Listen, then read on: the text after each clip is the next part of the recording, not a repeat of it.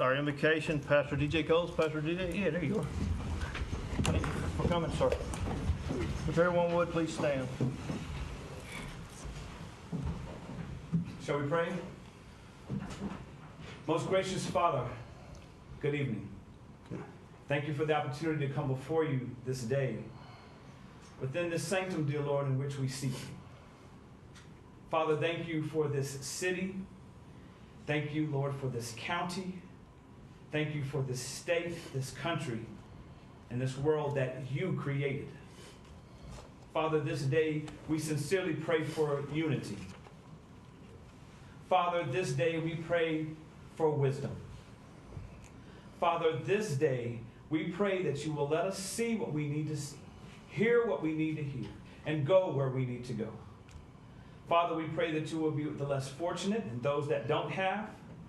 Father, we pray that you'll be with those that do have, and that they may see, and that their hearts may be opened to those who need you and need a reflection of you. Father, bless this time. Bless those that do many great works within the city, those that have done great works, and those that will do great works, and not for their glory, but for your glory. We ask these things in the precious name of Jesus without being ashamed. Amen. Amen. Thank you, Pastor. If you would, join me in the pledge of allegiance. I pledge allegiance to the flag of the United States of America and to the republic for which it stands, one nation, under God, indivisible, with liberty and justice for all. For those of you who have an agenda, the agenda is going to be a little bit different tonight. We didn't finish over in our work session, so we're going to jump back, finish a couple items on our work session agenda, and then we'll move forward on this agenda. So the first thing we have is item H, public art recommendations. Julie?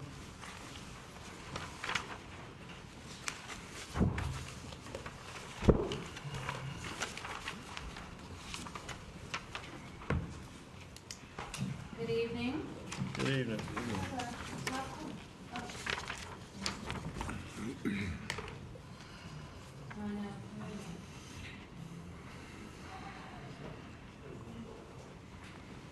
Sorry. Can't have a discussion about public art without saying it, I don't You have to have some more, please.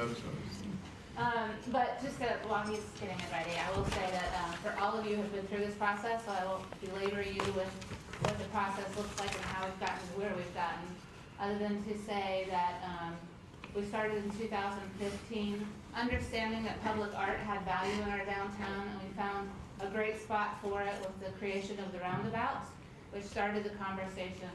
And then we've got a group of people that had a stake in art and downtown through downtown businesses, the Arts Council, the Historic District Commission, the Planning Department, the city. And we talked about our different options. One was to purchase art, one was to lease art. And for those of you that have not been following this, I'm mainly speaking to the public, we opted with the leasable option because it was more inexpensive on the front end and the long term.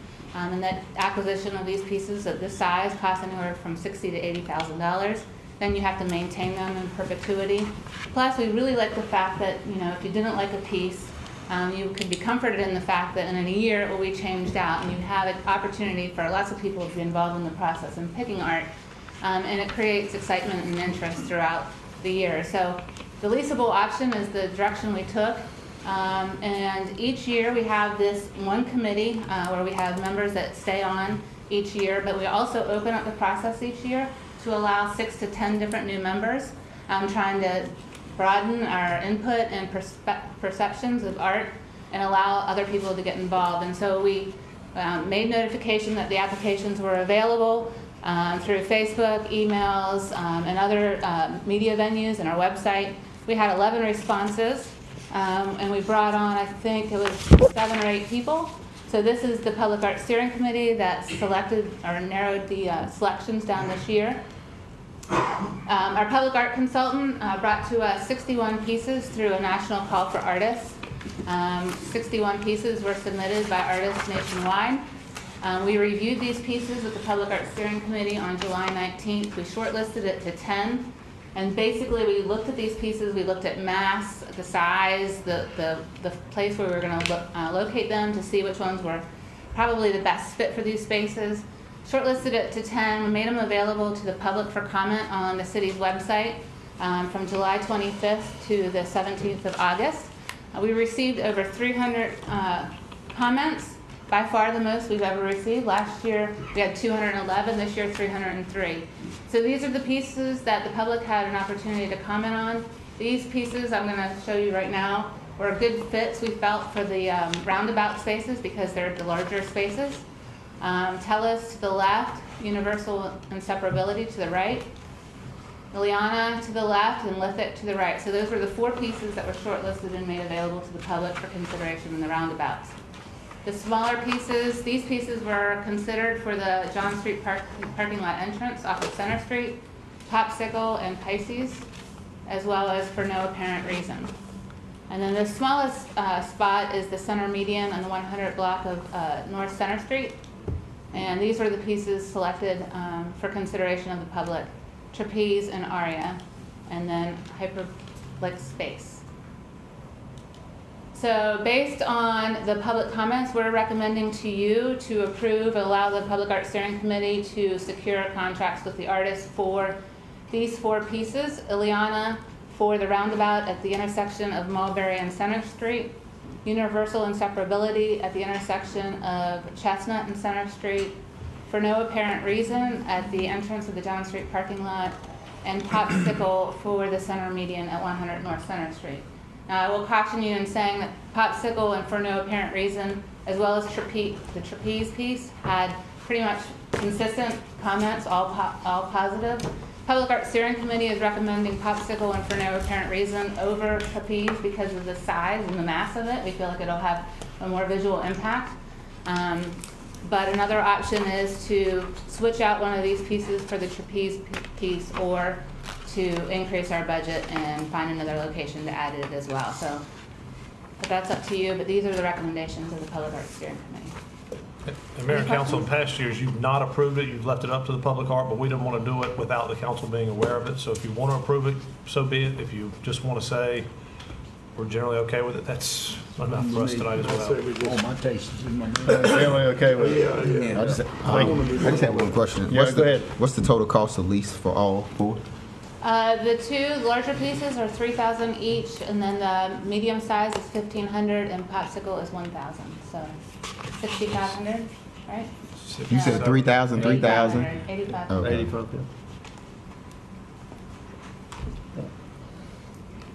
Any more questions? Thank you, Julie. Thank you. Now we're going to move back to the consent agenda. And we're going to start with item P, approve compost bulk pricing. Good evening, Mayor and City Council. How are you, sir? I have item P, approve the compost bulk pricing. In January of 2018, the City of Goldsboro charged its bulk wholesale box buyers $9 per cubic yard for compost, $15 per cubic yard for non-wholesale buyers, and $6 per cubic yard for mulch. Compost sales have increased steadily over the last 3 years, and it's time to consider increasing these prices again to offset the operational costs of the compost facility. As of September 1st, 2018, new compost bulk buyers, and as of January 1st, 2019, for existing bulk buyers, the pricing for compost will be $15 per cubic yard, an increase of $6 per cubic yard for quantities over 20 cubic yards at the time of advance purchase. For quantities less than 20 cubic yards, it'll be $21 per cubic yard for non-bulk buyers. The bag pricing will be $2 and will remain the same for minimum orders for those wholesale customers for over 100 bags, $4 per 30-pound bag for the retail customers, and increase the mulch pricing to $8, which is a $2 increase. It is recommended that City Council approve compost pricing as follows: $15 per cubic yard for compost purchases over 20 cubic yards, $21 per cubic yard for compost purchases less than 20 cubic yards, $2 per 30-pound bag for regular wholesale, excuse me, and $4 per 30-pound bag for non-wholesale buyers, and $8 per cubic yard for mulch. This resolution will be enforced to effect the 20th day of August 2018. Any questions? Any questions For Mike, I think this is what we talked about at our meeting a few weeks ago. So any questions for Mike? Thank you, sir. Thank you. Item Q is utility construction agreement. Marty? Good evening, Mayor, City Council. Have item Q here. This is a utility construction agreement with NCDOT for the improvements, water and sewer improvements related to the North William Street widening, which is from US 70 out to Tommy's Road, right before you get to the new bypass. The utility construction agreement addresses the relocation of city-owned water and sewer lines located within the project limits. The cost to the city, which is half of the total cost by law, is $1,232,116. The total cost is a little over $2.4 million. The actual cost will be based upon contract unit cost and actual quantities used when this project is bid and goes under construction. It is anticipated to be let for bids in February 2019. It's a 24-month contract period estimated. So we would not realize those costs until fiscal year 21-22. This is just for the agreement. And they would send us a reimbursement request, and we would have 60 days to pay it in full.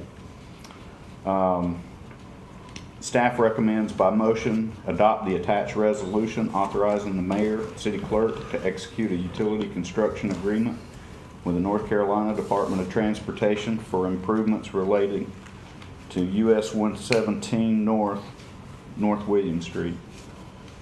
Any questions? Any questions for Marty? Thank you, sir. Item R, okay. Is the air conditioning working in here, or is it just me?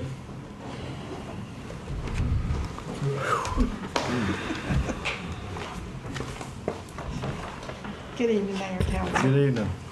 Item R is establishing the capital project fund ordinance for the street bond improvements. The Goldsboro City Council authorized bond referendum for the 3,000 of Parks and Recreation facility bonds and $7 million for street bonds. The election for these bonds was held November 8, 2016 and passed by the voters. On July 24th, the city sold street bonds in the amount of $4,500,000. All closing documents were completed on August 14th, and funds have been transferred to the city's bonds account. It is recommended that the attached capital project fund ordinance be established by the street bonds in the amount of $4,500,000. Any questions for Kay? I guess you have the next one too? I got the next two. All right. Item S is a resolution authorizing the execution and delivery of an installment financing contract to finance the improvements to the fire and police department facilities. The City Council desires to pursue the financing of the construction of a replacement dorm building at Fire Station Number 4 and renovations and expansion of the city police and fire department. The City Council has declared its intent to finance the construction of these projects here. A public hearing was held on July 16th proposing to finance these projects. The Local Government Commission is scheduled to discuss the approval of the financing at its September 2018 meeting.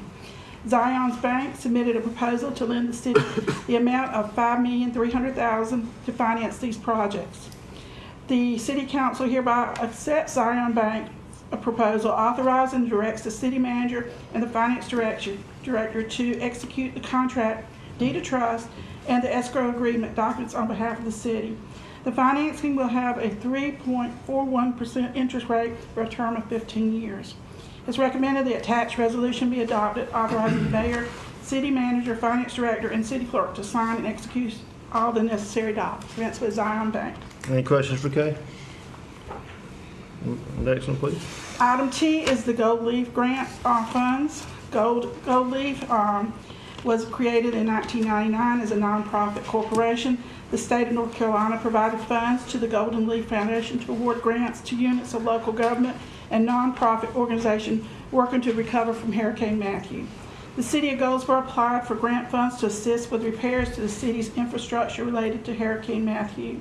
The grant funds will be used to repair or replace sewer and stormwater infrastructure at the following locations: West Pine Street, East Pine Street, Elizabeth Street, and Marigold Street, Beach Street for $253,307. That's the stormwater drainage rehab. The sanitary sewer is a $708,000.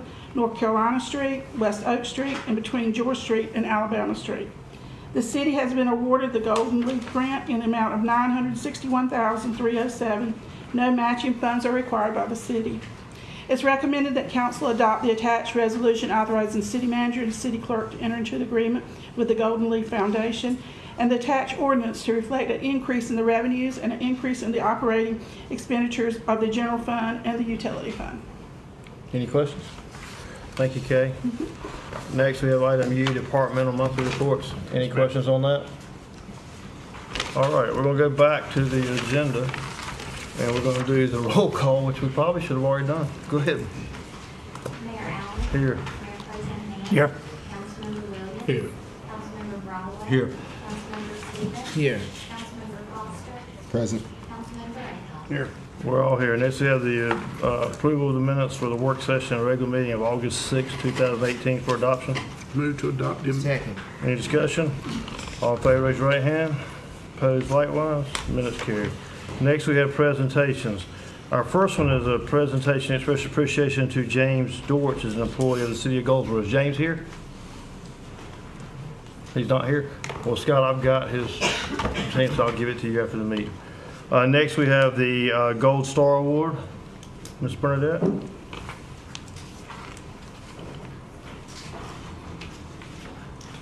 Good evening, Council. Good evening. The purpose of the Golden Star Award is to recognize city employees for their contribution to the city of Goldsboro. Its primary aim is to award employees for going above and beyond the normal scope of job duties, as well as promoting the organization's values and beliefs of integrity, professionalism, collaboration, and quality of life. The STAR evaluation should specifically focus on job-related outputs and or accomplishments in customer service, professionalism, problem solving, quality improvement, teamwork, and community partnership. At this time, I would like for the nominees for the May 2018 STAR Award to come forward. So in May, the recipient could not be here, so we're going back to award him that now.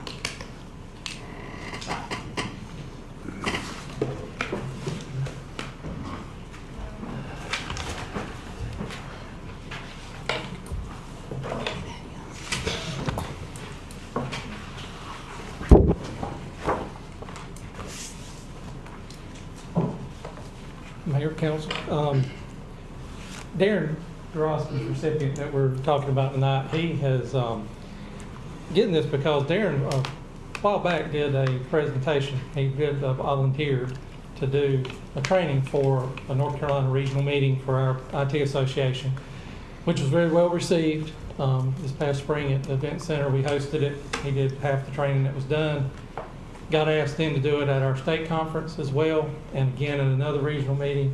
And it's continued since then that we're getting calls from counties and cities across eastern and other parts of North Carolina asking questions, asking how we do certain things with relation to our website, relation to programs that he's developed, that he was doing training on, and just trying to get pointers about how to better their sites, better what they're doing for their public, their agencies in their city and counties as a whole. And so we're really proud Darren's represented us really well in that and gave Goldsboro an extra spot on the map from an IT standpoint. Thank you, Mayor.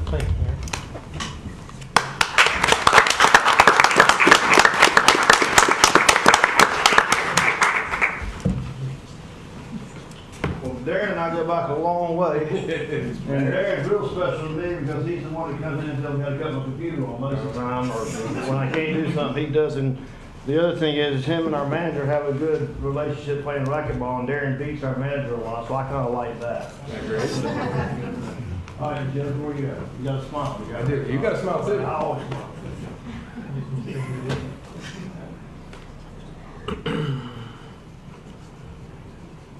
But our IT.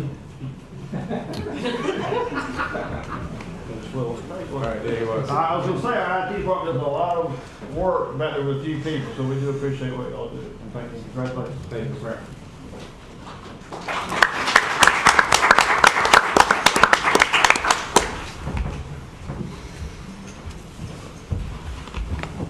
right, our next thing is Seymour Johnson Air Force Base Remembrance Week. Sergeant Martinez, oh, there they are. Good. I was worried. I didn't see y'all. Y'all were kind of camouflaged in back there. We do our best to blend in. How are you? Welcome. Glad to have you here. I'm glad to be here. Councilman, Mayor, my name is Technical Sergeant Mitchell Martinez, and myself, along with Technical Sergeant Floyd Adams, we represent the men and women of Seymour Johnson Air Force Base, and we want to bring to your attention what we are planning for our POW MIA Week. Traditionally, for those of you who are aware, the third week of September is dedicated across all of Department of Defense for remembrance for our prisoners of war and our missing in action. What we are doing this year, starting on the 17th of September, is we are going to be having on base a number of events, starting with our movie night. We are going to be playing the movie Unbroken. I don't know if all of you are aware, the second edition of Unbroken 2 is going to be coming out the same week, so it's another one of those things to help people to get out to use this kind of medium, because a lot of people do relate to movies more so than they do to any other type. So we will be playing Unbroken on the 17th of September at the Base Theater. Let's say 6 p.m. 6 p.m. 6:30. I was going to say 18:30, but that's just my brain. Also on the 17th, we are going to have a base-wide 5K run. Security Forces is going to be working along with us to get the perimeter road set aside for that to be open up to anybody who's able to come on base. The 18th of September, we are going to have our 24-hour vigil run. Now, this was all started off the heritage of the Baton Death March. So what we do is we have the POW flag in continuous motion. While we're doing that, we also have another member set to the side, and they are reading the names of the North Carolina prisoners of war and missing of action. The purpose behind that is to, again, keep the flag in motion, but the purpose behind the names is to give life and give remembrance to the names so that they are not forgotten. That is going to culminate on the 19th of September into a culmination ceremony. Prior to us actually finishing in the culmination ceremony, we are going to be hosting some of our veterans from the local community as well as the Kinston home and other areas, sponsoring them to come on base. We're going to have a tour for them, an immersion tour. We're going to have a luncheon for them, and we're going to link them with our current base populace, because we believe in linking our current generation with our prior generation to make sure that we understand the full ramifications of what they went through to leading us to where we are today. After that tour has been concluded, we will have our conclusion ceremony at the wing headquarters, to which all council members are invited, and we will have a formal ceremony. It's going to be a retreat. So for those of you who've never seen a retreat, we'll have honor guard there. It's going to be pretty awesome.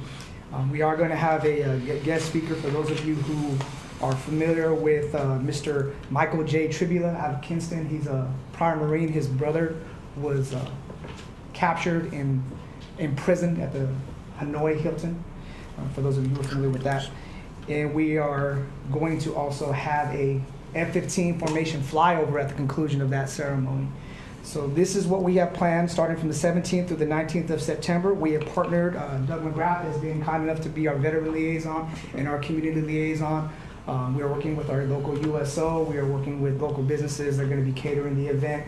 We are also looking for working with them to sponsor some of the other things that are going on with our events. And again, just wanted to make you aware of the things that are going to be happening on Seymour Johnson Air Force Base that affect both us and the surrounding community. Do you have any questions at this time? Any questions? We appreciate what you're doing. Yes, thank you. Can we put that schedule on our website? Yeah, we'll reach out and get it from y'all, and let, I guess, is everything public? Once we get everything finalized through protocol and public affairs, we will send that out through Ms. Lola. Okay, that'd be great. Okay, well, that'd be great. Well, we appreciate y'all coming for the we appreciate what you do for our city and for our country. So take that. Thank you. Thank you. Thank you. All right, next we have Opioid Use Disorder Awareness Week. Is somebody here for that? Yeah. Okay. Well, I was thinking I saw a bigger contingent. How are y'all tonight? Let me read this real quick, okay? And I can't ever say this word. I get it all messed up. Anyway, Opioid Use Disorder Awareness Week proclamation. Whereas in an effort to promote awareness and change within the city and the county regarding the ongoing opioid crisis and to recognize the unnecessary lives lost the grief of those who have lost loved ones, and the commitment of a community that cares for all those who reside within against the burden of opioid use and the accessibility, let it be known that the opioid epidemic is a destructive force that does not differentiate between race, status, education, or health, young or old. It tears families apart, it darkens communities, and steals away the joy of those we love. Opioid-related overdoses are now the leading cause of accidental deaths in the United States.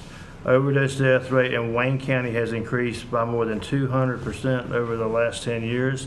The estimated cost for medical and work loss in Wayne County for medication and drug fatalities exceeds more than $28 million per year to date. The economic future of our community depends on the overall health and wellness of our citizens. The current trend of opioid use disorder is a complex and challenging issue that must be openly addressed. Increasing access to and support for substance use treatment and recovery is a worthy investment in our future. Providing open dialogue to increase public awareness and alter the long-standing cloud of stigma that blemishes hope for those suffering with opioid use disorder will bring value and progress to the issue. Citizens within our community care deeply about the influence this epidemic has on prosperity and vitality. The Coalition for Addiction of Life Management, also known as CALM, has committed to work with all layers of the community to promote understanding, enhance knowledge, and seek opportunity for change in the face of this community scourge. Therefore, be resolved that I, Chuck Allen, Mayor of the City of Goldsboro, do hereby proclaim the week of September as Opioid Use Disorder Awareness Week in the City of Goldsboro, and call upon all our community to observe this week to gain insight, to foster commitment, and promote the call for remembrance, hope, and action. I would like to make one comment. One thing I have learned as mayor is this is a really, really big problem in our community. And there are a lot of really, really good people tackling it, but it's epidemic. It's terrible. I know I ride with the police some, the sheriff some, and just about every other call they get is an overdose or something to do with drugs. It is tearing up this community, and I think a lot of us don't look at it that the illness it is. I know that I personally have changed my views over drug because of some other issues of drugs and what they do. But I think what this says is this hits anybody. It doesn't matter who you are. It can hit any family, anytime. And if you think it can't, you're really, really sadly mistaken. And I do want to, my heart goes there because you got to be special people to deal with this and work with this. And we see that. And so I just want to, from the bottom of my heart, have all our citizens thank you for just as a group for coming together, because we've always talked about who's going to take the lead on this, who's going to fund it. It all comes about who's going to fund it, who's going to lead it, who's going to work on it. And you know, these folks that need it, they need help. I mean, they need help, and they don't, you know, they just got to have some help. So I'm assuming one of y'all or two of y'all would like to speak. Mr. Mayor, thank you, council members as well. My name is Dustin Pittman. I'm an attorney actually in town with Strickland Agner & Associates, but I am the chairman of the board of directors for the Coalition for Addiction and Life Management. I came to this group because this year alone, I've had 4 clients pass away from overdose. 4 in this calendar year. It is a problem that is reaching every facet of our community, and it is something that I'm sincerely grateful for the support of this city council in going forward in this. We're a new organization. We formed from what used to be the watch program out at the hospital. We've got a lot of community leaders here with me today, and many more that serve on our board, and many more that come to our meetings and jump on this problem. So I thank you for joining this as well and putting your support behind us, and I hope that together we can make some type of a change here in Goldsboro and Wayne County. And I'm not putting you on the spot, but can you name the members? Because I know it was a long list, and I don't know if you named, but there's a lot of really, really good groups working on this. And I mean, we have the highlight of what you can remember. As far as our board goes, we do, well, actually, as far as our membership goes, Wayne County Public Health is a member. The Department of Social Services presents a member. East Point, the MCO here in our area, presents membership. We have Sheriff's Department represented, the Police Department represented, City of Goldsboro, Partnership for Children, of course, Pastor Coles with the 4-day movement and all of his work at Seymour Johnson Air Force Base. We have the court system involved. Judge Bland and Judge Stackhouse just came to our last meeting. The Wayne County Day Reporting Center sent membership and has voices in our group. The YMCA, United Way. Yes, we have many community members that have just come in on their own accord to join and add their voice. I'm sure I'm missing some folks, but Well, We that's have- good, but you we're can trying see- to get more and more out of the community and trying to get in treatment providers in the hospital and those as well to join us. But it's our hope that we will have a coalition that will bring all of these groups together because we're all suffering from the same problem. We're all fighting the same issues, and we all need to be pulling in the same direction. Well, we're very appreciative of what y'all are doing. We're here and we'll help in any way we can and resources. But I know you didn't get my picture.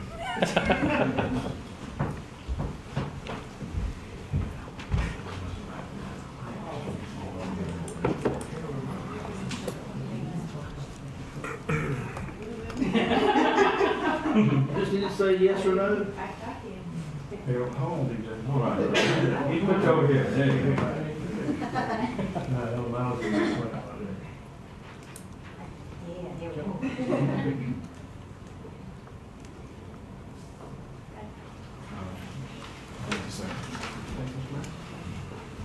All right. I'll give that one else.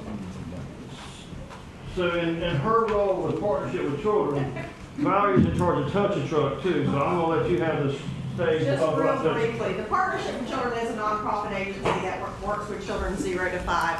And one of the things that we're doing Saturday is called our Touch a Truck event. It will be at the Wayne County Fairgrounds. It will be an event for children of all ages. We have about 90 vehicles lined up to have on display. We want people to bring their children out. They'll get to talk to the operators of these trucks. They'll get to explore, learn about different occupations. It's a way for us to raise money, but it's also a way to give back to the community and to the young children. So we invite any of you all to attend. It's $5. If you call the partnership, we'll get you some information. Or if you have a truck and you want to bring it out, I have your tickets for your vehicles that you're going to be bringing out. We would love to have you come. And I do want to thank the city's participating. The city has, wow, come out in full force. And Valerie did leave out one very important point, at least to me. From 9 to 11, there's quiet time. No sirens, no loud horns, right? No horns, no sirens, no bright lights. Those are for children that may have sensitivity issues or the very young children who may be afraid of the big trucks. So yeah, we're trying to look at all aspects of this program that we'll be doing. Well, I know some of the folks that went last year said it was great, and it sounds like it's going to be better this year. So good deal. All right, thank y'all. Thanks again. Mayor, your item B, the resolution, do you want to talk about it later, or are you willing to adopt it now? That was the employee resolution. Absolutely. Just I so we need don't a forget. motion to adopt the resolution express appreciation for service rendered by James Dorridge. So moved. Second. Any discussion? All in favor, raise your right hand. Thank you, sir. Thank you. We're proper now. All right. So one more thing, Mackenzie Henson, I thought I saw, Mackenzie, come on up. Mackenzie is here to talk about an initiative that her and her group is starting. And she came to see me, and I thought it was important enough that the whole council should be aware of it and hear of it. So Mackenzie, the floor is yours. Okay, I'm gonna give this to y'all. You can open it. Every packet has different medical equipment in it. Y'all can pass it around.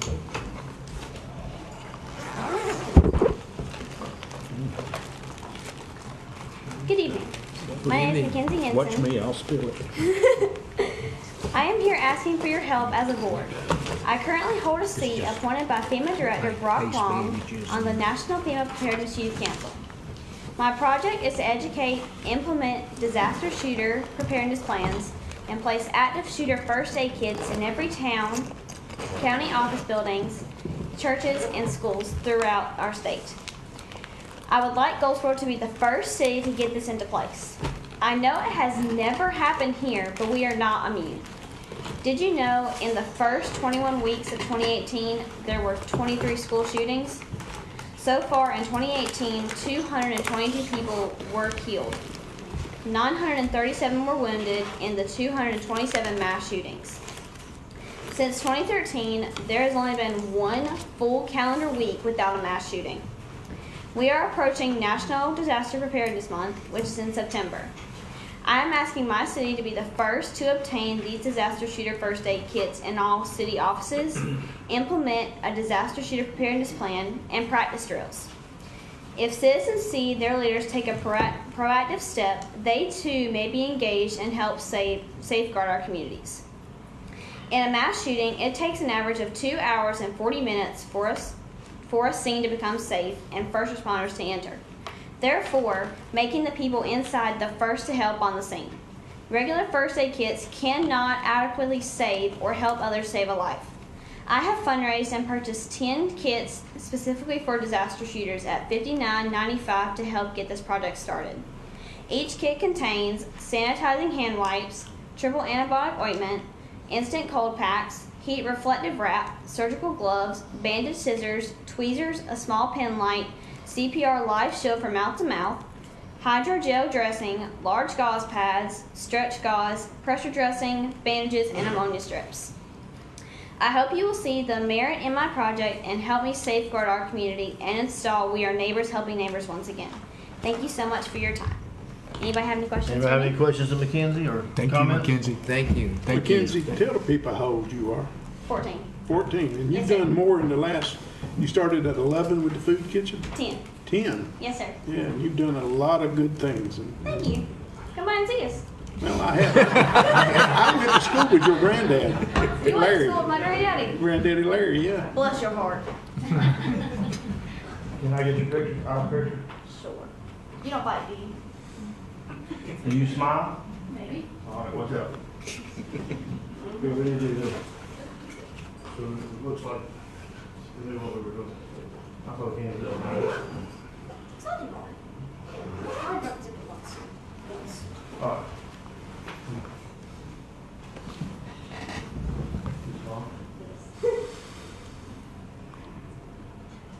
Thank you. Thank you for all you're doing. And we will be glad to help. We'll figure out how to help. Okay? Gotcha. Thank you. Thank you, Mackenzie.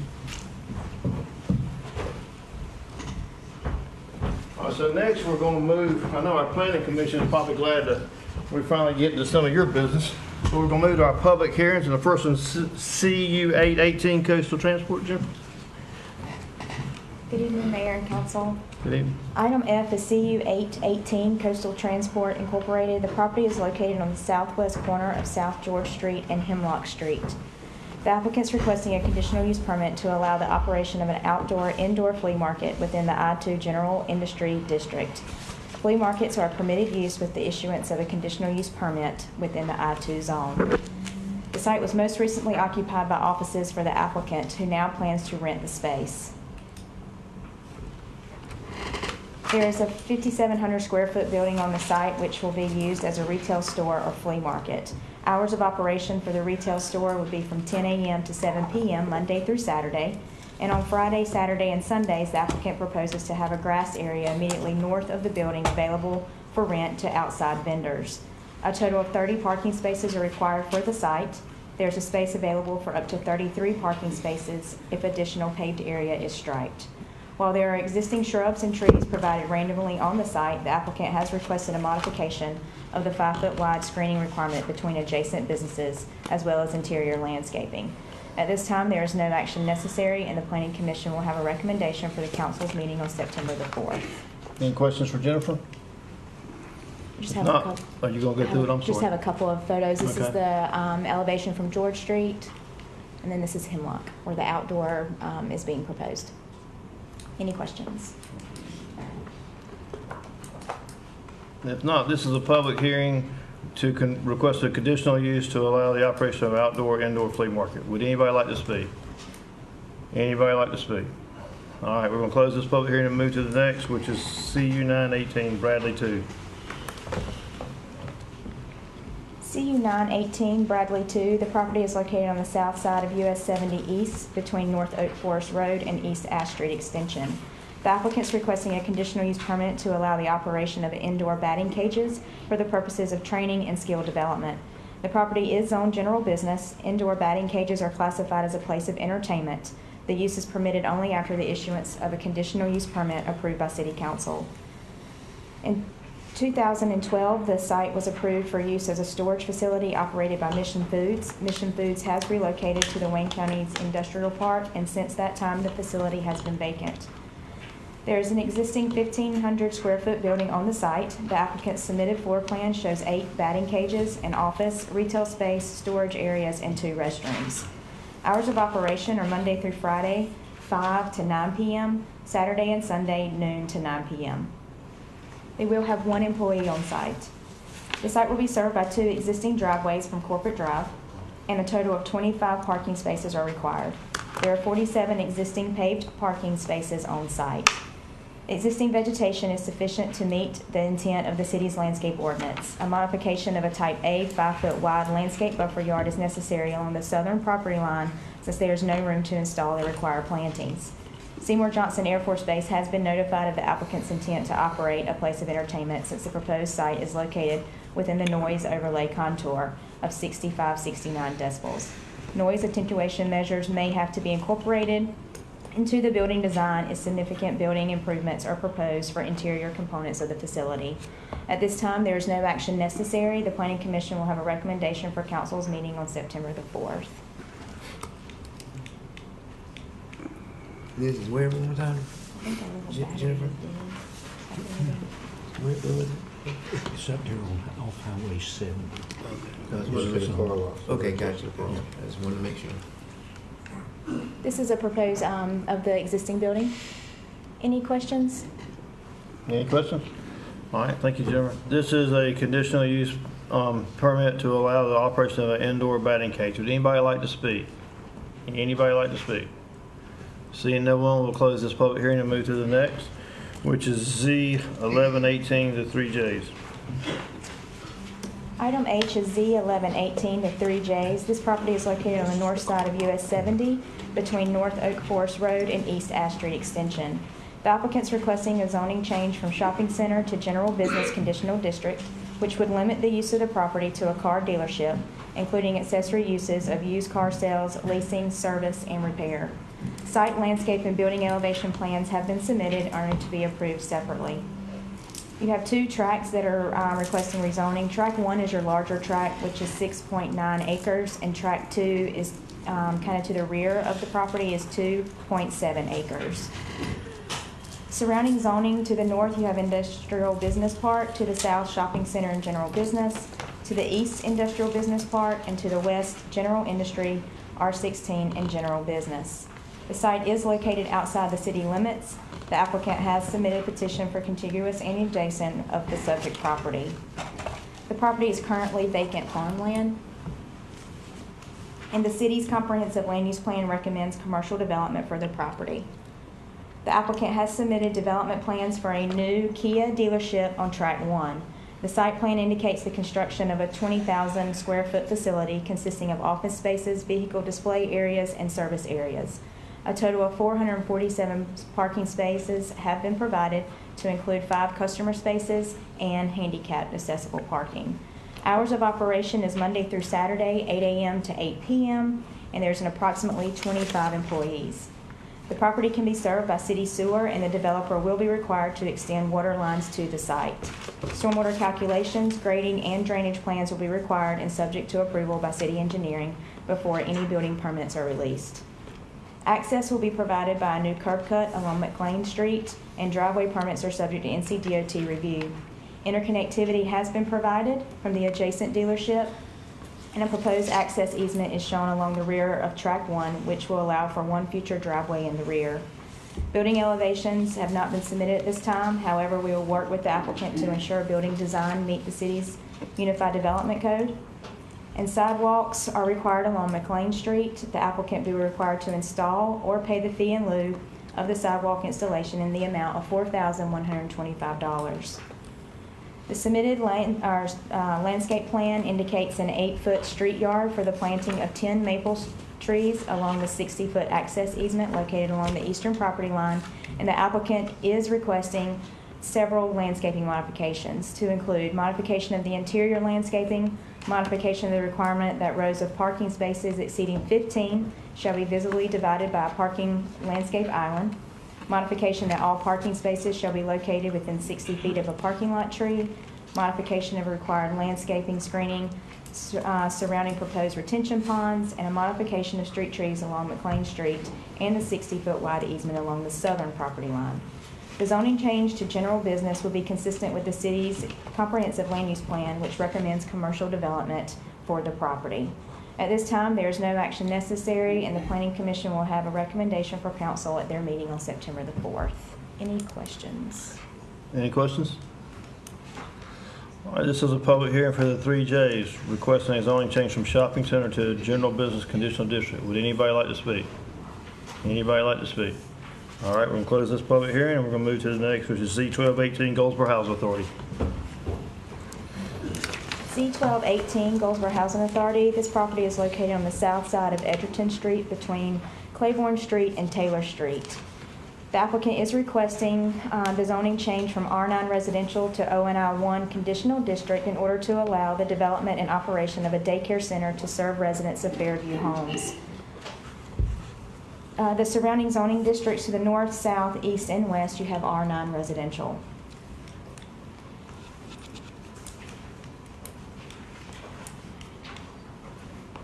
The building on the site is currently used as the community and office space for the Goldsboro Housing Authority, and the Housing Authority wishes to convert a portion of the existing space into a daycare associated with Head Start and Early Head Start, with the target user being residents of Fairview Homes. The conditional district designation would limit the use of the property to a daycare center, and site plan approval would be required separately.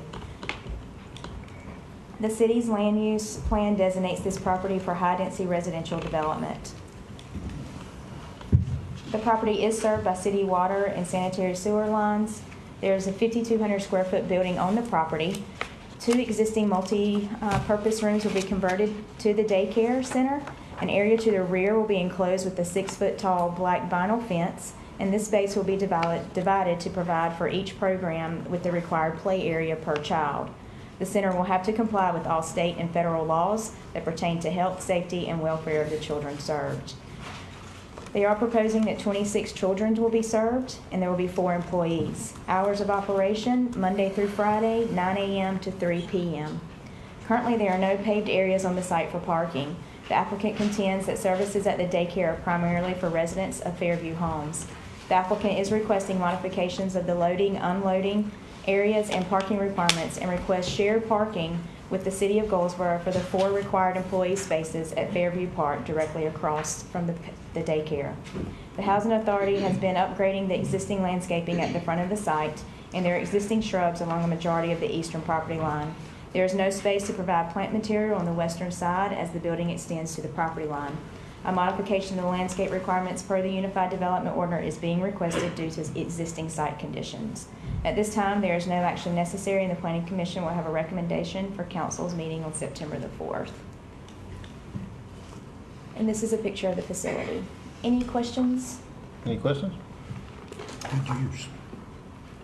Okay, this is a public hearing. Request a zoning change in order to allow the development and operation of a daycare center to serve the residents of Fairview Homes, going from R9 residential to ONI conditional use for daycare. Would anybody like to speak?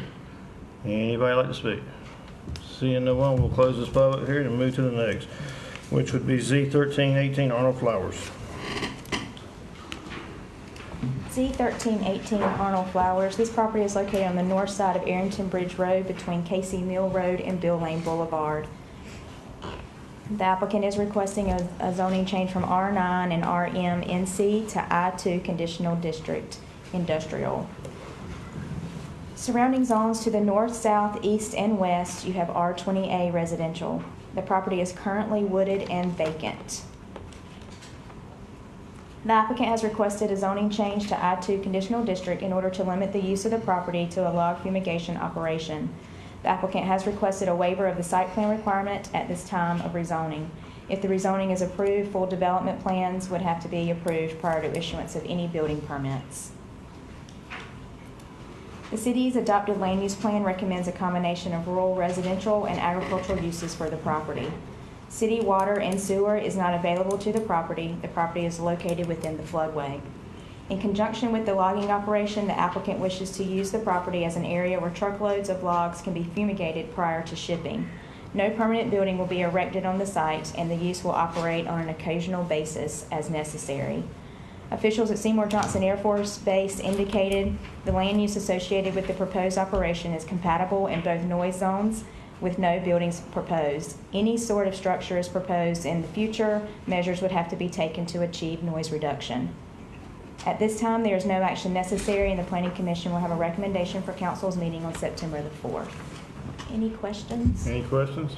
I want to know what fumigation, is it just a spraying of them, or is it? Actually, the way the applicant described it to me is they will have containers on site, and there will be 18-wheelers that will bring the containers in their own trailers with the timber inside. That on site, it will have a gas put in it to kill insects, anything with the timber. And then it will stay there 48 to 72 hours. And then the driver will come, connect, and take it off to be shipped overseas. Okay. Any more questions? All right, this is a public. I have a question. All right, hold on, sir, 1 minute. Okay. This is a public hearing for the north side of Arrington Bridge Road between Casey Mill Road and Bill Lane Boulevard, going from R9 to RMNC to I2CD. Conditional, does it have to swear in? All right, if anybody would like to speak, now, yes, sir, come up and you may speak, please.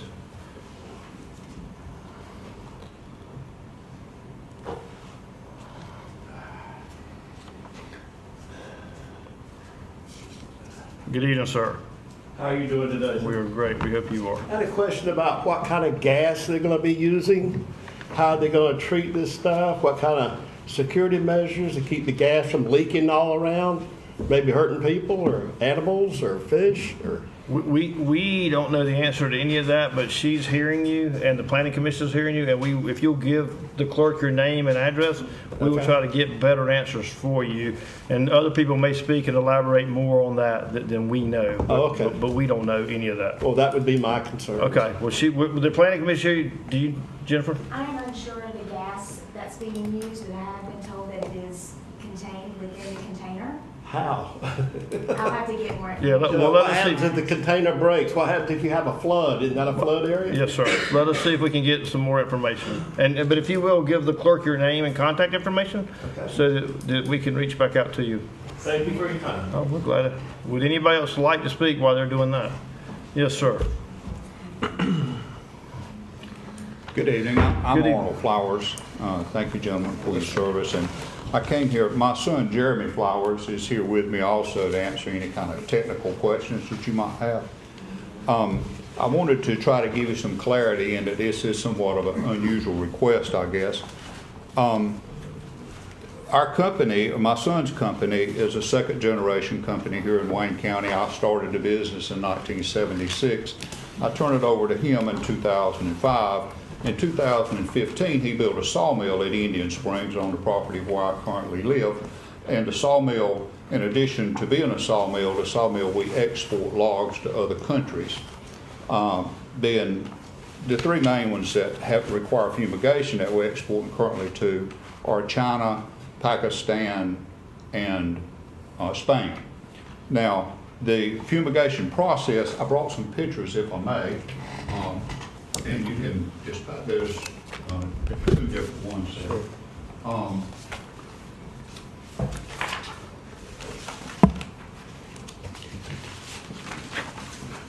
To give you some clarity exactly what we're asking, we currently have an EPA approved permit at our sawmill, but we can only do a certain amount for obvious reasons. And we have outgrown our facility.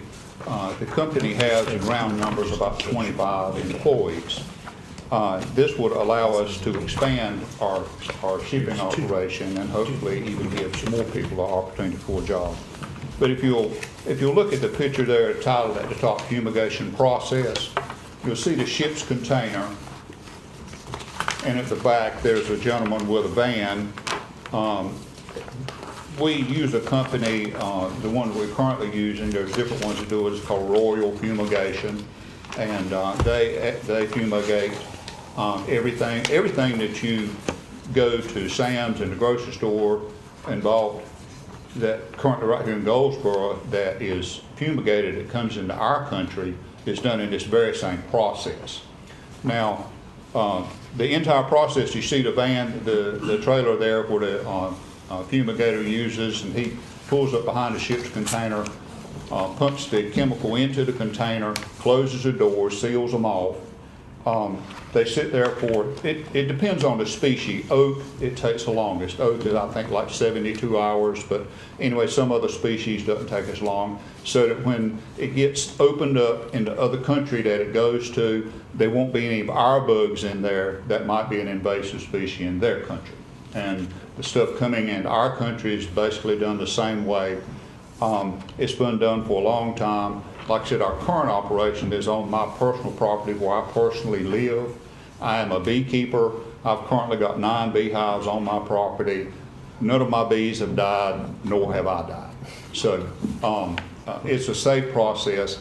Also, the reason we're here asking tonight for the zone change is because it's the beginning of a process of an EPA approval.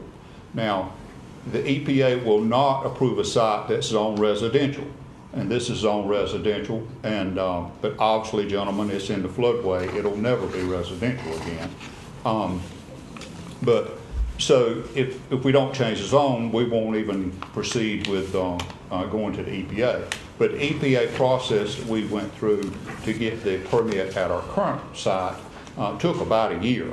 So it's a very inclusive process that they go through. And if they turn it down, then all of this tonight will be a moot point anyway. The ship's containers are 8 foot wide and 40 foot long. The most I think that we've ever done at one time on our current site is about 30. So you can bunch it up and see it's not much room. If we could see the aerial photograph picture back up there, the one that was previously up, this tract, I think it's about 18 acres in the entire tract. The only thing that we would need would be about 1 acre. If you'll see that the little area right there in the middle of the tract where the dark green is at, this used to be a mobile home park, and after the flood all that went away, and I bought the property some years ago, and that dark green is trees that I planted there. I am, by the way, a registered forester, and conservation is what I do. I know that Goldsboro prefers this area to be in conservation, and we intend for absolutely to keep it in that. The area that we would need would probably be an acre, 2 acres at the very most. Like I said, the containers are 8 foot wide and 40 foot long. We're going to pull them in there. The fumigator's going to come in there with his truck and van. No facilities, no parking, anything. It'd be basically the same thing if I pulled a camper on the property and let it sit there 3 days and hooked to it and it went away.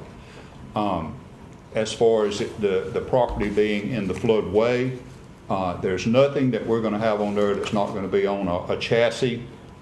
These chassis that they're sitting on, the way the process works is they go to the port, they unbuckle from the chassis, they come off the chassis and go on the ship, and the chassis is put some ship's container back on it and probably brought back here to Goldsboro to Walmart and bring us some items that we use here.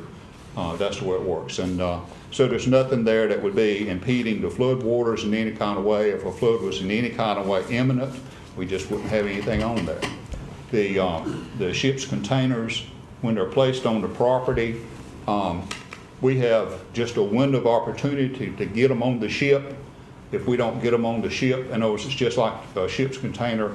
It books travel on a ship, it's just like you booking a passage on a cruise. If you don't get there within that window of time, then you get bumped off the ship, which costs us a lot of money. There is no advantage whatsoever for us to leave this on the property more than just a very few days at a time. So anyway, unless you have some direct technical questions, my son Jeremy is here. He can answer any of those technical questions. I own the property, so I'm here in an effort to try to help him be able to expand his business. Our current facility is about 5 miles on down to Arrington Bridge Road from this facility, so logistically it'd be good for us. So for clarity, the fumigation process, you're going to have someone always coming. There won't be any chemicals sitting on this land. No, sir. Yes, sir. Okay. No, sir. Nothing will sit on the property other than the ship's container, and it'll be closed up and sealed with the proper notification on it. Different species requires a little bit longer than others. I think oak is, and once again, these are technical questions, I think oak is the longest that has to sit on there, and that's a couple of days to make sure, because of the deep bark on oak, that insects could be in. That's high-priced lumber. What's from your residence to the distance where you're doing it now? How far is that? About 5 miles. About 5 miles. And see, the EPA... No, he's asking you from where your house... From where your house is. You said that you're doing this on your land now. To the my house is probably about 1,000 feet from where we actually are doing the fumigation. I think the EPA requirement is 400 feet from any residence. Okay. There are no residences anywhere near this property. That was going to be my next question. How far what's the distance from when you put this new location, if it's approved, what would be the closest residence from? It would have to be at least 400 feet from any kind of residence. Now, the only thing that's anywhere even remotely close to this is Mr. Eason has a business, you know, where he picks up trash, and he actually asked me what I was doing. I explained it to him. He said, well, I ain't got a problem with any of that. And I said, well, if you do, you know, this is your chance to say tonight. But it's not a residence. But we would be well within the restraints away from him. And like I said, that is dictated by the EPA. Yes, sir. You know, but my personal residence is, I think, about 1,000 feet, maybe less. It's pretty close to where the actual. Yeah, I just wanted to make sure, as far as residents go, that they weren't any harm. That's okay. Most all this land, Councilmember Foster, was bought out during Hurricane. Yeah, yes, I was just making sure. Okay. All right, any more questions? And like I said, the property, we only need just a postage stamp on that property for what we're going to do. And the trees that are planted on 12-foot spacing on the rows, and it's about time to go in and thin it. And we have I know y'all like a map to show exactly what we're going to do, but if the EPA approves that, I'll come back and show you exactly what, you know, where it's going to be at. But we may be able to just take every other row out, and that would give us 24 foot and put our ships containers in between. And you're not going to be able to tell, other than having to widen the access going into the property, you're not going to be able to see anything we're doing back there. It'll be all back off the road and everything. And all. So, thank you, Mr. Flowers. Thank you, sir. Would anybody else like to speak? Anybody else? The only other question I would like to ask is the rezoning would include how much property? They're asking for the whole piece, so it'd be the whole 18 acres. Okay. Thank you, sir. All right, we're going to close this public hearing and move to the next. Z1418, Shirley Edwards. Z1418 Shirley Edwards. The property is located on the south side of A Street between Seaboard Street and North Center Street. The applicant's requesting rezoning from R9 residential to RM9 conditional district to limit the use of the property to the placement of one manufactured or mobile home on the property. A site plan detailing the layout on the lot will have to be approved separately. The surrounding zoning to the north, you have I-2 industrial, which is across US 117. To the south, east, and west, you have R6 residential. The property contains this, the property, as far as existing, used to contain a single-family resident unit which was recently burned. The applicant, as I mentioned, is proposing a placement of one manufactured home on the site. The city's adopted land use plan designates this property for high-density residential development. City water and sanitary sewer lines are available to serve the property. Although there are currently no manufactured homes in the area, the applicant contends that there had been a double-wide mobile home immediately to the west, which has been removed. The applicant investigated options regarding replacing the burned house on the property. The cost to construct the new stick-built house on the site would exceed $100,000, and replacement with a modular unit would cost over $75,000, and the applicant does not believe that cost would be supported given existing homes and lot size in the area. The RM9 zoning district would require masonry underpinning, a pitch roof, and horizontal siding. It will require to have working windows and no rust, and have the appearance of a site-built home.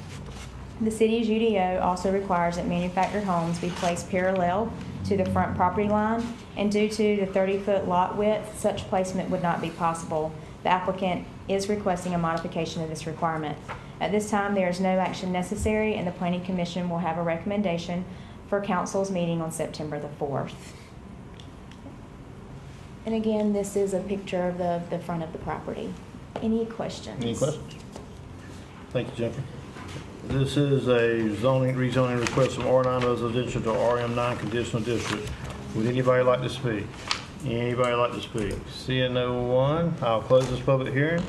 And we'll thank the Planning Commission for coming. I'm glad to see y'all got plenty of work to do.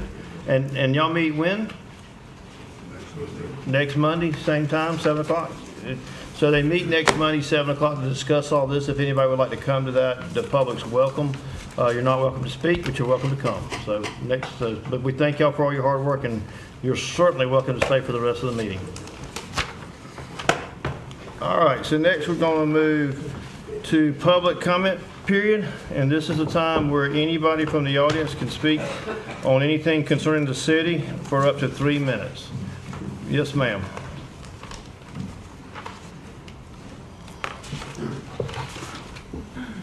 Good evening.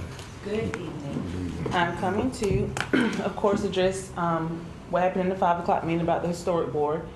What I would ask is that you would actually ask for an investigation to actually hear all the facts before you just deem it non-important.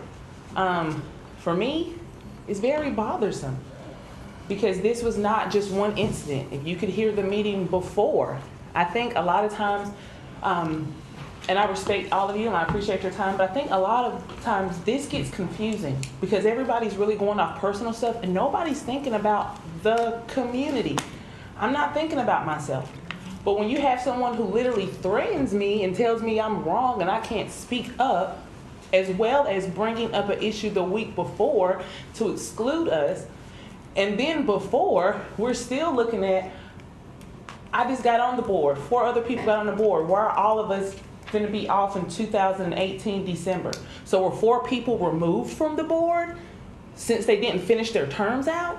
So if that's the case, obviously something's been going on this board. And to me, it feels like you're just ignoring it. It's like you just want to push it under the rug. And it does bother me because you were about to take our whole councilman away over an anonymous letter that no one even would face up to. But I'm standing here in front of your face telling you the way he acted was disrespectful and irate. And as a leader, I can't believe that you will allow future leaders to continue that. You're looking at an opioid crisis. Why? Because people in this community feel hopeless. Because I come and complain and you won't even investigate. You said, I'm not even going to look into it no further. We're done with it. That's hopelessness. That will cause somebody to go out here and get high. You know why? Because my leaders don't care.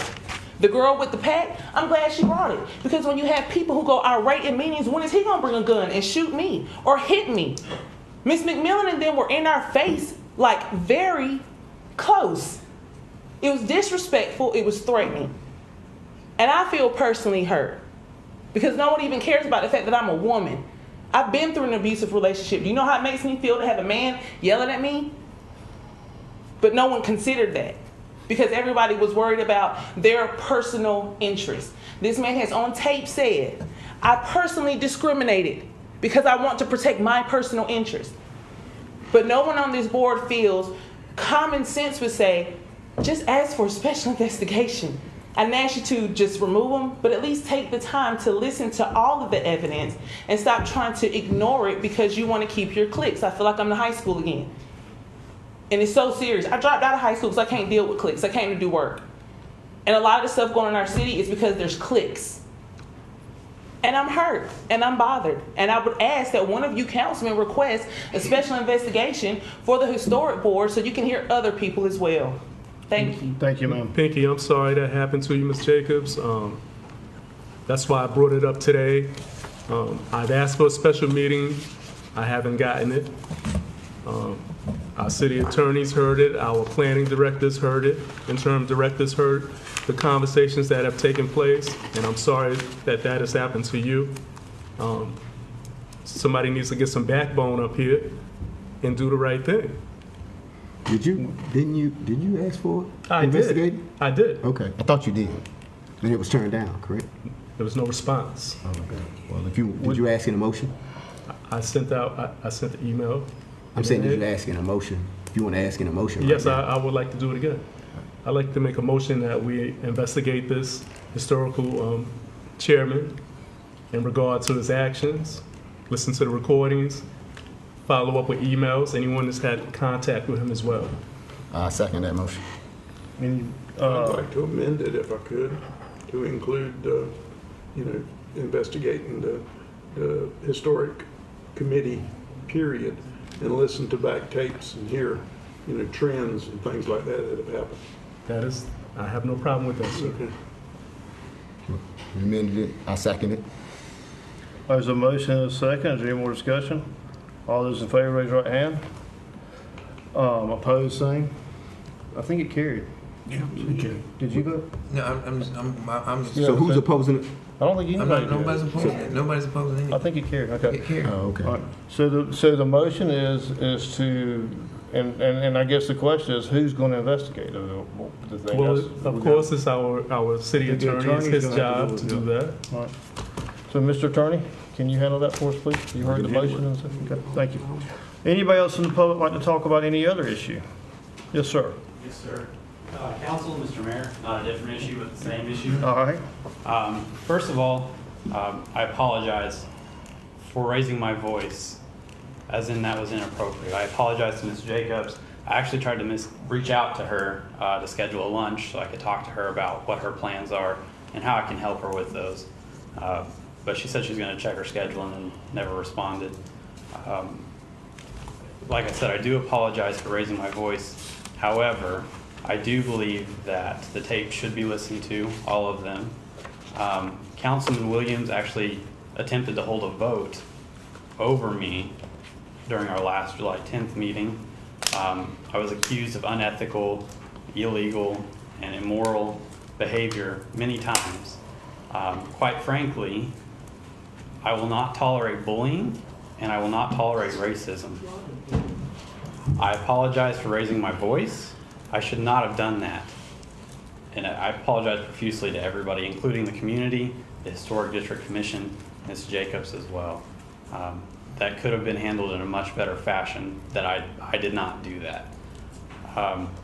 Quite frankly, though, I welcome the investigation and would be more than happy to assist City Council or our City Attorney, however they seem necessary. That's all I have. Thank you, sir. Thank you, sir. Would anybody else in the public like to speak?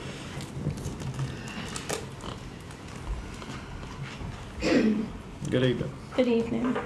It's quite interesting that Hold 1 second. Let her reset. Okay, good. It's quite interesting that Mr. Lilly can come up and apologize to Ms. Jacobs. Do you also apologize to me? Because he did the same exact thing to me July 12th of 2017. It was like listening to that meeting, to that conversation, that 5 o'clock meeting. It was deja vu. The same exact thing happened to me. He talked to me disrespectfully. And for you guys as a council to sit and say you need to investigate this, I told you guys about this a year ago, and you did nothing. Mr. Ham, you said at my meeting when I came up here and spoke to you guys, it was something you knew nothing about. That's a lie. I have emails with your wife, who was also on that historic board, saying how happy she is when something bad happens to Councilman Williams, the boy. He's not even a man. So you do know Mr. Lilly, because she also stated in that email that she was going to tell you so you can come to council about it. So how can you sit and say you don't know anything about it when you all are very aware of it? But our voices don't matter. You know, when I come in here to these council meetings and I look at that wall, out of all those men, only one woman. It shows you how disrespectful you all are to women, especially melanated women. And I'm disgusted by it because you, again, as she said, you all moved quickly when it came to Councilman Williams. You gave him something on Wednesday and you were trying to oust him on Friday. You violated his due process, and none of you all said nothing. She required and asked for a special meeting. I did. We're ignored. Why is that? And she's right. There are clips. You said you didn't know Mr. Lilly. Proves that you do know Mr. Lilly. You say bring it back to the historic board so they can vote on it. Why? Most of them sitting on there are his friends. He disrespected the board of election woman who voiced her opinion.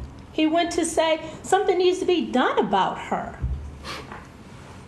He came to the city. He continues to use the city to push his personal agenda. That meeting was not the first time he addressed himself as a councilman. He did that on the 12th of last year. He said then it was not over. and he has stuck true to his word. It makes me feel like he has something on you all. And the reason why you're supporting him is because you don't want him to expose you. But you all need to be exposed. I resent you saying what you have said because I don't know Mr. Lilly. I knew nothing about the history. You said us. I'm not You talking said about us. you. Well, let me clarify. You, and you, because I've seen what they've had to say. So let me clarify that. Let me ask you. Wait a minute. Mr. Williams and you have said that I have a relationship, and I know Mr. Lilly, but you have no evidence to Yes, I support do. it. You Emails. have Would you an like to see email. the Excuse me, emails? I was speaking. You have an Like to see the email emails. that includes my wife, but that doesn't necessarily mean that we had a conversation about it. When was his wife on the board? Last year.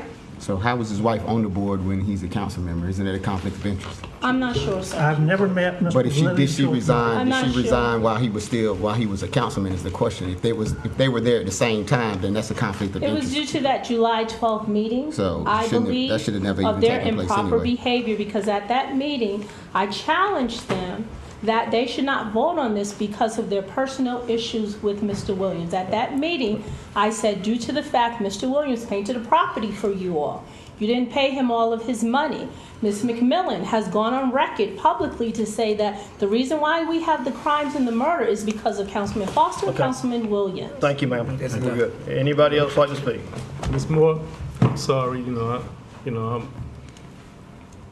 no one likes to say they're sorry here, but I'm sorry that You're correct. There's never any accountability here, and Come on, that's the sir. problem.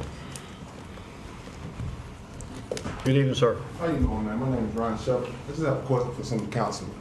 Mr. Stevens, Yes, what sir. problem do you have with Ms. Jacobs and what Ms. Williams just said? Because the whole time you keep playing footsie with the mayor over there. You keep looking into the sky. You keep rolling your eyes. So what is your issue? Do you got something to say about the issue? Because y'all over there playing tic-tac. And you over there yelling at a woman for no reason. She's speaking her mind. You don't got no reason to yell at her. As a councilman, you should stay in your place and use a rightful tone. Sir. So you feel me? Like that's totally wrong. You didn't tell him to calm down. He just yelled at her. I got to yell, calm down. 'Cause I'm a black man, correct? Thank you. So let me finish talking. Come on. Like he said to her, I'm talking right now. Can I talk? If You didn't go talk his tone. You can talk in a civil tone, or you I'm can talking sit in a down, civil sir. tone. Okay? I got 3 minutes to talk. And No, I'm you're gonna not continue to talk. in a civil. Like I said, It's a Mr. civil Stevens, tone. How is it not I a need you civil to tone? continue to do the things you need to do as a councilman.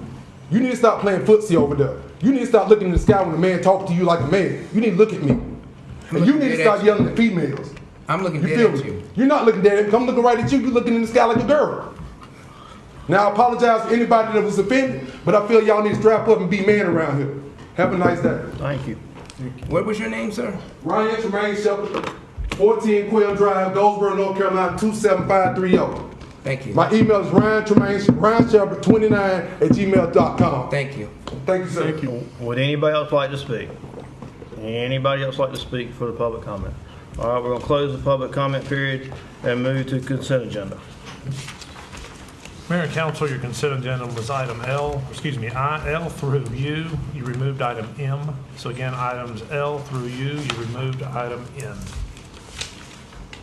Move to adopt. Second. Any discussion? Well, it's a roll call vote. Mayor Allen? Yes, ma'am. Mayor Pro Tem Yes. Lance? Councilmember Williams? yes. Councilmember Broadway? Yes. Councilmember Stevens? Yes. Councilmember Foster? No. No. Councilmember Aycock? Yes. The consent agenda approved. With items requiring individual action, we have none. City manager report. Mayor and council, no report. I do want to mention we do have a couple closed session items if you want to consider those later this evening. All right, and therefore, Personnel, property acquisition, and potential litigation. can we have a motion to go into closed session after this for that? I move to go in closed session after our meeting. Second. Any discussion? All in favor, raise your right hand. We're going into closed session for those items after this. That's all, Mr. Manager? Yes, sir. Mayor and councilman reports. We'll start with Mr. Aycock. No report. Mr. Foster? No comment. Mr. Ham? None. Mr. Stevens? None. Mr. Broadway? None. Mr. Williams? I want to thank Rebuilding Broken Places for how they used the resources that the city gave them. They did a great job with these kids. They fed them great meals. They were educated on things that probably we wouldn't even knew at their age. They were some smart kids. They learned how to spell DNA. I don't even know how to pronounce the term for DNA. I was just so excited. They went to the water parks. I was able to go with them, and I gained a new family. I think that we really need to keep pouring into that organization and give them, additional funds in the next coming year, fiscal year. Thank you, Ms. Francine, for what you do with those kids. It's amazing. Is that it? All right, just two announcements on the August 25th, which is this coming weekend, from 4 to 6, in partnership with Antioch Church. Our Community's Cares Group is having a back-to-school festival at H.V. Brown Park from 4 to 6. So anybody's invited, but certainly all the kids in the Little Wash area, West Haven, all that, they're trying to reach out to them. They're going to have some backpacks for those kids going back to school, and a lot of different type of events set up. So that's on August 25th from 4 to 6, H.V. Brown Park. And then also on September 15th, several churches are coming together to have a community expo at the Word of Truth Christian Church, which is on Carolina Street. And that's the Holly Hill, Our Community Cares, the Bridge, the Word Faith, and the Word of Truth. So that looks like they had that event last year. A lot of us went. It was a really great event. And this year I think it's even going to be better. So that date is September 15th, 10 to 2 at the Word of Truth Christian Church. And with that, we'll be recessed to go into closed session. Thank you for coming.